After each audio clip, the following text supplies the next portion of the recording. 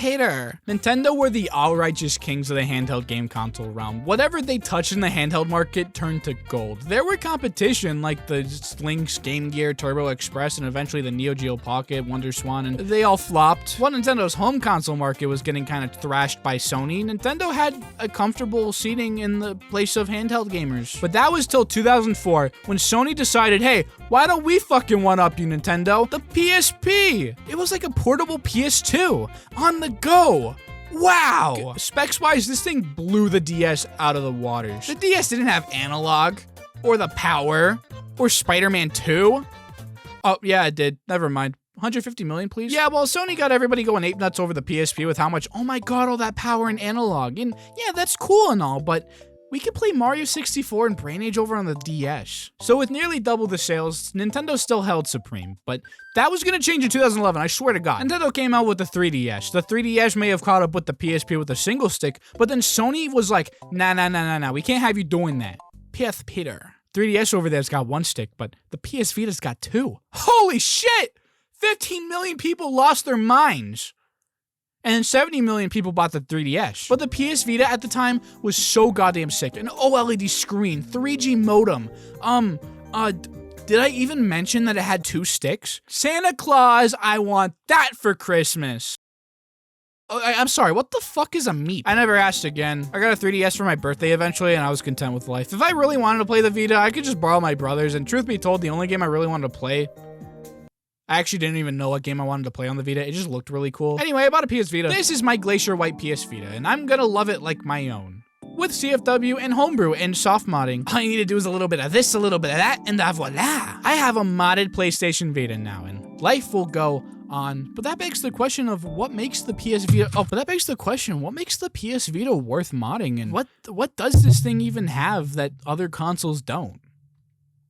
Well, Sonic 3 Air, but we'll get to that later. PS Vita modding is as simple as going to a website known as jailbreak.psp2.dev on the Vita, pressing unlock, and that's it, Hackerman. All you gotta do is install Henkaku and Vita Deploy, and then pause. Because if you have a Vita 1000 model and you don't have a memory stick, you're gonna have to create a partition in the internal storage for the homebrew, which is what I had to do since my memory stick didn't come with my PS Vita. And also, they're kind of useless as shit, but we'll get to that later. To do this, all you have to do is replace the Near app with Vita Deploy and create an internal memory partition. Blah, blah, blah, yada, yada, yada. You can now install Vita Deploy for realsies. If you need the whole spiel for modding one of these commercial failures, this is the only PlayStation that actually has a hacking guide. Vita.hacks.guide. It goes through the entire process down to the internal memory card creation and even helps you with SD2 Vita and Adrenaline and uninstalling it. Hacks.guide are the big boy tutorial guys, and you should 100% use these for a successful install of your homebrew. And for the love of God, do not watch a video. Cool. Next thing you're gonna do is you're gonna get yourself an SD2 Vita card. SD2 Vita is an adapter that plugs into the cartridge slot of the PS Vita. This does leave you without a cartridge slot, but hey, at least we got the accessories port. But if you really don't want to shell out the money for a memory stick for the Vita, I'd totally recommend this. It's super easy to set up and the hacks guide goes through it, no complications. If you want to use a cartridge slot, then you can use the alternative PSVSD adapter. This does replace the 3G modem in the Vita, but it does require soldering, so if you don't know how to solder, I just recommend the SD2 Vita. They're super cheap on Amazon. They take up to 256 gig micro SD cards. Just go get this, man. All you need to do is go into the app Vita Shell and format it with the Vita storage format. There's other steps, but I'm not the hacks guide. Do I look like the hacks guide? But now we got an alternative storage means, which means the good old Vita is modded 100%, and now we can get to the fun shit, bitches, like custom themes. Custom themes! I haven't got a custom theme myself personally, but I will definitely be getting a Sleater Core theme eventually. Editor, if I send you an image with my custom PS Vita theme, please put it here. You can also make your own custom theme. That's it. Just like Wii U and 3DS, Moonlight is fully compatible with the Vita and allows you to stream PC games and control them with your said Vita. It depends on how good your Wi-Fi is, so if you don't have good Wi-Fi, don't even bother. But to those who have good Wi-Fi, that being anything but fucking Spectrum internet, you should be good to go. Can't wait to play Sonic Frontiers on the Vita and trick my friends into thinking it's running natively. On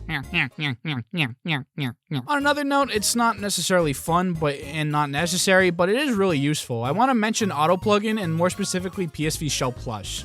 Auto Plugin's a plugin manager. Install the plugin, use the plugin. Some ports do require some plugins, but most of the time, if you open up a homebrew, it should tell you what plugin you need. But the only one I'm certified to tell you is PSV Shell Plus. Sony's an idiotic company, and they opted the best idea for their powerhouse handheld is to underclock the CPU. But with PSV Shell Plus, all you have to do is hold the PS button and scroll down a little bit, and you can overclock the CPU to make stuff run 10 times better. This is definitely more for like homebrew ports that don't run that well on the Vita, but some official ports run significantly better with an overclocked Vita, and there's night and day differences at some points. It really just gets the most out of your Vita. I totally recommend it. But now we're here for the ship sailing, the treasure hunting, the booty snatching, the booty eating, the pill popping mods, the ports, the emulators, the backups of games, or let's be more vulgar about it, piracy, bitches! Backing up your games is a super neat way to keep your games alive through software means. You can use the Vita to back up your game cards into apps the Vita can run without the need of the game card.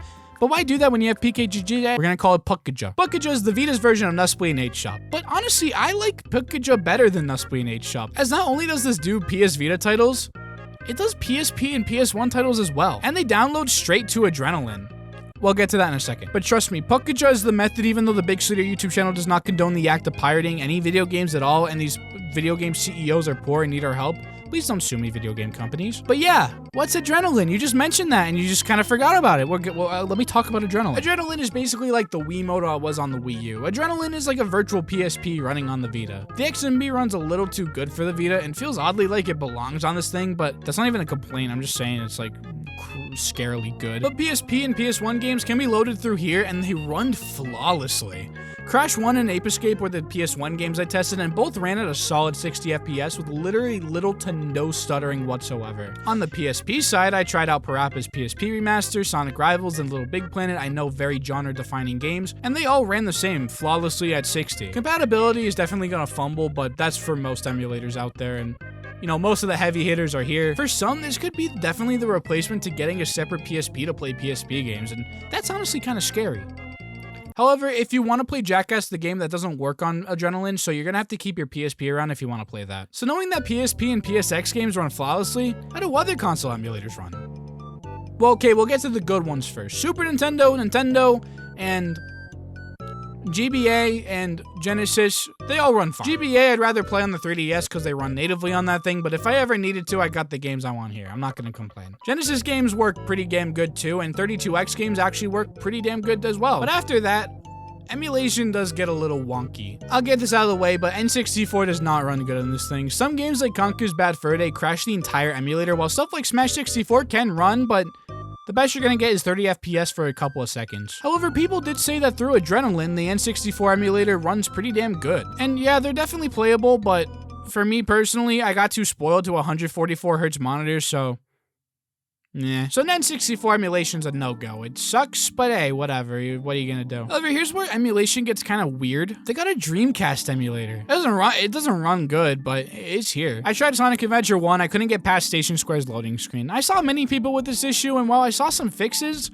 none of them worked for me. And the menus ran pretty decent too, so I thought maybe there was a chance, but no, there wasn't. There's probably some games that play fine on here, but I only tried SA1, and if I knew SA1 wasn't gonna work, I knew SA2 wasn't gonna either. But hey, it's super cool though, and I hope more work goes into this to get the Dreamcast emulator in a more playable state. Yes, emulation's here though.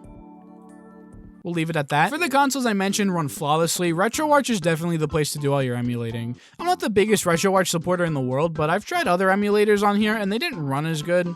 MGBA ran fine, but there were other emulators like PSNES, PNES, and PGen that worked well enough, but RetroArch can run them a whole lot better. So I'd recommend just using RetroArch for emulators that aren't Adrenaline. Unfortunately, like I said, N64 and Dreamcast doesn't work unless you can manage to thug it out and get the games in a playable state. And for DS, I tried 2 emulators and neither of them worked. But if you want to try them, all the emulators I listed can be installed through the beautiful app known as VitaDB. VitaDB is a super good homebrew app store that has everything from emulators to unofficial ports of games. This is where most of the stuff I mentioned in this video is nabbed from. It's truly the essential thing for the Vita. And thus, we can finally segue into the meat of our adventure, the homebrew games. Games that weren't official on the Vita, but are here through homebrew means. And let's start out with what we typically start out with, Sonic 1, 2, CD, and Mania. They all are here and they run flawless aside from some bad load times in Mania. But other than that, Mania runs fine, except the special stages chug like nuts and they can go sub 10 FPS at points, But if you want to avoid special stages, this game runs great outside of a bit of the weight load wise. But finally, I get to fucking talk about Sonic 3 Air. Sonic 3 Air is a widescreen remaster of Sonic 3 made by fans way before Sega did it in 2022. And to this day, people will say it's the best way to play Sonic 3. And honestly, yeah, they're kind of right. It builds off the Sonic 3 Steam port, and it requires you to own the game, but ROMs work too on the internet, so nab them. bigsleeter does not condone the act of piracy. Well, Sonic 3 Air has been ported to the Vita, and it runs pretty damn good.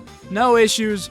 One bit. And before I forget, all 5 of these games have mod support, and they all work on the Vita with mods. So if you have mods that you want to play for these games, you can do it with no hassle. On a cooler note, but on a less playable note, Sonic Unleashed is a very unfinished yet super cool port on the Vita. It's built on the Wii and PS2 version of these games, and mark my words, when this gets finished, it will be the definitive way to play Sonic Unleashed. Sonic Time Twisted, one of the most quality Sonic fan games of the 2010s, is also ported. It doesn't run too hot, but if you use PSV Shell to overclock the CPU, it runs a whole lot smoother and stays at a consistent 60 FPS. The last Sonic ports I want to mention are the amazing Sonic 1 and Sonic 2 Sega Master System remasters. These are full-on remix of the original Master System Sonic 1 and 2 games and run insanely well here, and even got extra stuff added as well, like different playable characters and even Shadow the fucking Hedgehog for some reason. That's not exclusive to the Vita, that's just the version of the game, but it runs on the Vita pretty damn well too. And of course the age-old question of, can it run Super Mario 64?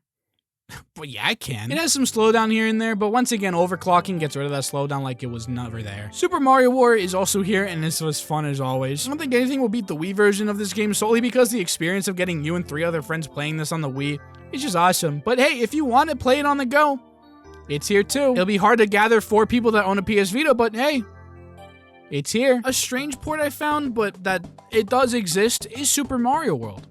Like, I kid you not, it's a port of Super Mario World. It's its own game.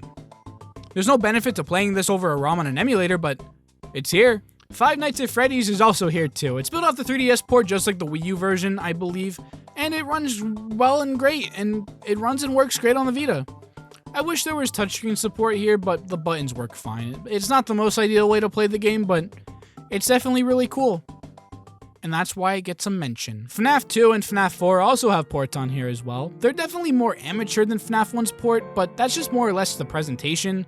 Gameplay is exactly how you expect them to play. The FNAF 2 port is perfectly fine, but I think the FNAF 4 port needs a little more work on it. But at least it works. That's more than what I can say about Dreamcast emulation. I don't know where that joke was going. I'm gonna move on. A few ports I have yet to try out yet are the Rockstar game ports. Older GTA games were ported to the Vita alongside Bully. You know, the game everybody loves but Rockstar. They run great from what I've seen, and I've just yet to load them on my Vita. Another port I haven't tried either is Cuphead, but only because I'm way too lazy to re-download Cuphead to get the files for Cuphead on here, so I'll do it later, I promise. And the last game I want to mention today is a port of a cute little game I found called Pancom OS. Pancom OS is a fun little game where you filter spam mail. It's nothing more than that simple idea, but it's a super charming game, and I'm glad I found out about it, honestly. It's nothing groundbreaking, it's no Super Paper Mario, but as a fun little time killer, it's pretty damn good. But overall, in the modding scene, the PS Vita is honestly the titan of the handheld consoles. While it didn't win many consumers' hearts and didn't kill the 3DS like people said it was gonna, and the modding scene brings so much love to this thing that Sony couldn't ever give it. I never had a Vita growing up, and the only time I ever got to play it was through my brothers, but I will love this Vita like it's my own, and I hope this video helps you see the modding potential, because honestly,